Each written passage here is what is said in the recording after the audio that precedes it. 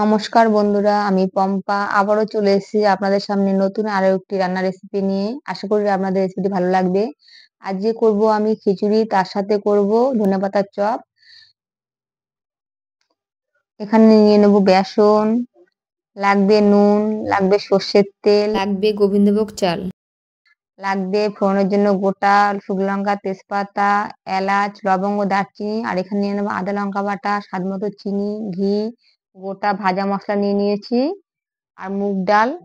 আর এখানে লাগবে ধনেপাতা, ধনেপাতা চপটা করার জন্য গোটা গোটা ধনেপাতা নিয়ে নিচ্ছি। এবার একটা কড়া বসিয়ে দিয়েছি, কড়ার মধ্যে আমি এখন দিয়ে দেব মুগ ডালটা দিয়ে দেব। এখানে আমি নিয়ে নিয়েছি 250 গ্রাম মুগ ডাল। আপনারা যে যতটা খিচুড়ি করবেন পরিমাণ মতো ডাল নিয়ে নেবেন। আমি এখানে 250 গ্রাম মুগ ডাল নিয়ে নিয়েছি। এবার একটু সর্ষের তেল দিয়ে নিলাম, 1 চামচ সর্ষের তেল দিয়ে ভালোভাবে নেড়ে নেব। ডালটা যখন লাল লাল হবে আর ডালটা থেকে সুগন্ধ বেরোবে সুন্দর একটা, তখন ডালটা আমি তুলে নেব। এবার গোবিন্দভোগ চালগুলো আমি এখন ধুয়ে নেব ভালো করে। আর ডালটা ভাজার পরে এবার ডালটাও ধুয়ে নেব। ডালটা ধোয়ার পরে এবার ডাল আর চাল একসাথে মিশিয়ে নেব। মিশিয়ে নিয়ে ভালোভাবে তারপর আমি জল ঝরার জন্য রেখে দেব। এবার একটা ঝাঁঝরি নিয়েছি, ঝাঁঝরির মধ্যে আমি ডাল চালগুলো ভালোভাবে মিশিয়ে নেব। মিশিয়ে নিয়ে জল ঝরার জন্য কিছুক্ষণ রেখে দেব। জলটা যখন ঝরবে তারপরে আমি খিচুড়িটা করে নেব। এবার একটা কড়াই বসিয়ে নিয়েছি, কড়াইটা গরম হওয়ার পরে আমি কিছুটা তেল দিয়ে নিয়েছি। তেল দেওয়ার পরে এবার আমি দেখে নিচ্ছিলাম তেলটা গরম হয়েছে কিনা। এবার আমি দিয়ে দেব ফোড়নে গোটা জিরে, গোটা জিরার পরে দিয়ে দিলাম শুকনো লঙ্কা, দুটো তেজপাতা দিয়ে দেব। এবার এখন দারচিনি দিয়ে দেব, লবঙ্গ, একে একে সব উপকরণগুলো ভালোভাবে দিয়ে দেব যা যা ফোড়নে লাগবে। এবার ভালো করে আমি খুন্তি দিয়ে মিশিয়ে নিচ্ছিলাম নেড়েচেড়ে। এবার আমি চাল ডাল এর মিশ্রণটা যে রেখেছিলাম এবার ওটা একে একে দিয়ে দেব, দিয়ে ভালোভাবে এবার নেড়েচেড়ে নিচ্ছিলাম। আমি এটা সর্ষে তেল দিয়ে করব, আপনার চাইলে রিফাইন তেল দিয়েও করতে পারেন, কিন্তু সর্ষে তেল দিয়ে করলে স্বাদটা খুব ভালো হয়। আর এখানে আমি নিয়ে নিয়েছিলাম আদা লঙ্কা বাটা, সেটা এখন দিয়ে নিলাম। আর হলুদ দিলাম 1 চামচ, দিয়ে দিলাম জিরে গুঁড়ো 1 চামচ, দিয়ে দিলাম 1 চামচ ধনে গুঁড়ো, আর স্বাদ মতো লবণ দিয়ে নেব। লবণটা আপনাদের স্বাদ মতো দেবেন। আর তারপর ভালোভাবে আমি মশলাগুলো একত্রে ভালো করে মিশিয়ে নিচ্ছিলাম, ভালো করে নেড়ে চেড়ে নেব। আর এক সাইডে দেখুন আবার গরম জল বসিয়ে নিয়েছি। গরম জল দিয়ে করলে রান্নাটা খুব তাড়াতাড়ি হয়ে যাবে, স্বাদটা খুব ভালো হয়। আমার ভাজা হয়ে গেছে মশলা দেওয়ার পরে, ডাল চাল ভালো করে ভেজে নিয়েছি মশলা দিয়ে। এবার আমি যে গরম জলটা করে রেখেছিলাম এবার ঢেলে নিয়েছি, ভালোভাবে নেড়ে চেড়ে নেব। 10 মিনিট ভালোভাবে ঢেকে নেব। ঢেকে নেওয়ার পরে আবার আমি 10 মিনিট পরে দেখব কতটা হয়েছে।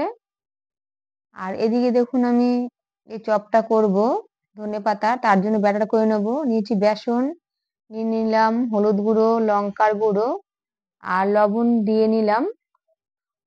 লবণ দিয়ে এবার ভালো করে মিশিয়ে নেব একত্রে সব হলুদ লবণ লঙ্কা গুঁড়োগুলো। তারপরে জল দিয়ে আস্তে আস্তে খুব স্মুথ ভালো একটি ব্যাটার বানিয়ে নেব। ব্যাটারটা প্রায় আমার রেডি, ব্যাটারটা আমি রেখে দিয়েছি সাইডে। এবার একটু চেক করে নেব কতটা হয়েছে। ভালোভাবে নেড়ে চেড়ে নিচ্ছিলাম, চেক করে নিলাম, দেখার পর দেখলাম না হয়নি, আর একটু হবে কিছুক্ষণ, তাই আবার ঢাকনাটা ঢেকে রেখে দিলাম। আর এদিকে দেখুন আরো একটা ছোট্ট কড়াই বসিয়ে দিয়েছি আমি এখানে। এখানে রিফাইন তেল দিয়ে নিলাম কিছুটা, যেহেতু আমি ধনেপাতা চপটা করব তাই এখানে রিফাইন তেল দিয়ে নিয়েছি। একটু বেসনের ব্যাটার দিয়ে চেক করে নিচ্ছিলাম যে তেলটা গরম হয়েছে কিনা। দেখলাম না হয়নি, আর একটু হবে। আবার আমি 10 মিনিট পর ফিরে এসেছি, এসে আবার দেখলাম, চেক করছিলাম চালটা সিদ্ধ হয়ে গেছে কিনা। দেখলাম না আর একটু হবে। এবার আমি দিয়ে দেবো চিনি, চিনিটা দিলে খুব সুন্দর একটা স্বাদ হয়, খুব ভালো লাগে খেতে। আপনারা যদি চান কেউ যে চিনিটা স্কিপ করে যাবেন, আপনারা চিনিটা নাও দিতে পারেন, তাই আমি চিনি দিলাম ভালো লাগবে খেতে তাই। আর একটু দিয়ে দেবো 2 চামচ ঘি, কারণ ঘিটা আমি কম দিলাম, আমার বর যেহেতু ঘিটা খুব পছন্দ করে না। চিনিটা ভালোভাবে আমি খিচুড়ির সাথে নেড়েচেড়ে মিশিয়ে নেব।